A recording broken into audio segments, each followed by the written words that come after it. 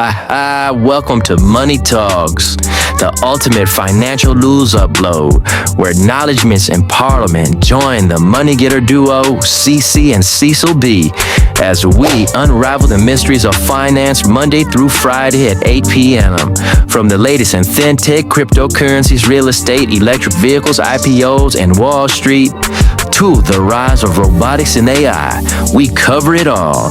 So tune in as we shine the spotlight on how Black entertainers and creators alike are shaping finance and tackling IPOs, giving you the information you need to thrive in today's economy. This is Money Talks.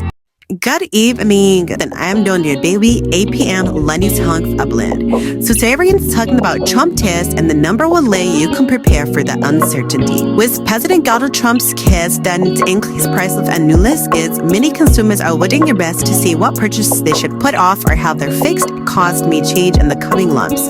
Amid uncertainty, it's best to focus on your emergency savings for now, says Ramit Sethi, a self-made millionaire and the author of I Will Teach You to Be Rich and Money for Couples. I'm building up a big war chest and I recommend you do the same, he told his Instagram followers in a reel posted on April 6th. As you'll have an emergency fund, you better get your A in dear and get one. That means cutting out discretionary spending now before the world forces you to. Experts typically recommend saving up to cover enough for 3 to 6 months worth of living expenses. But CP recommends aiming for 12 months' work of uncertainty around tariffs and how they may further impact the economy builds. Saving a year worth of expenses is no easy feat, especially if you're starting from zero. So anything you can save for true wait and see is better than nothing. It's okay to start small, but aim to save as much as you can right now in case your fixed costs begin to rise or you lose your income altogether. Making some temporary changes to your financial plan can be a good place to start. And once you feel confident in the amount you have set aside, you can go back to your other priorities.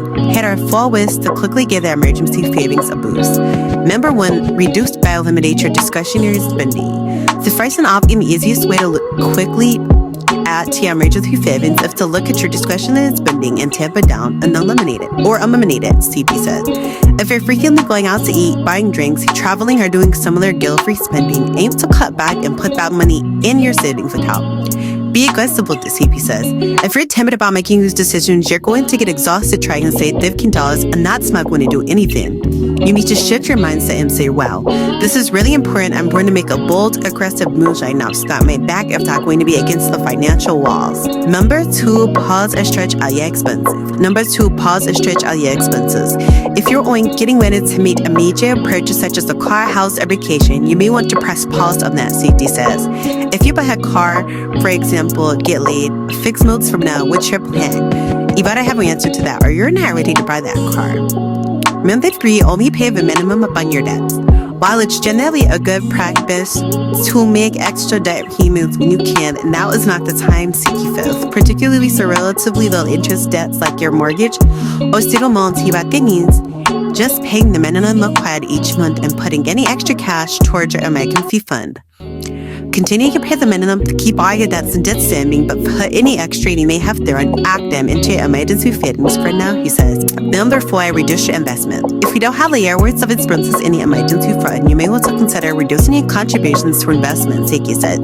That's where the shells how Stanley's situation is, and even suggest being missed, he adds. You may be investing for 30 years from now, but if you get laid off, especially if you have one income or in a household with kids, you're in a lot of trouble. VP suggests by reducing your 401k contribution. But will not do if the panic is sell your stock. Unless you're fixing an emergency, the last thing you want to do right now is sell your stock investment, CP said. Doing so should be the last resort. In fact, CP recommends ignoring your investments altogether and would log me into your investment accounts every day, he says. There's no need to.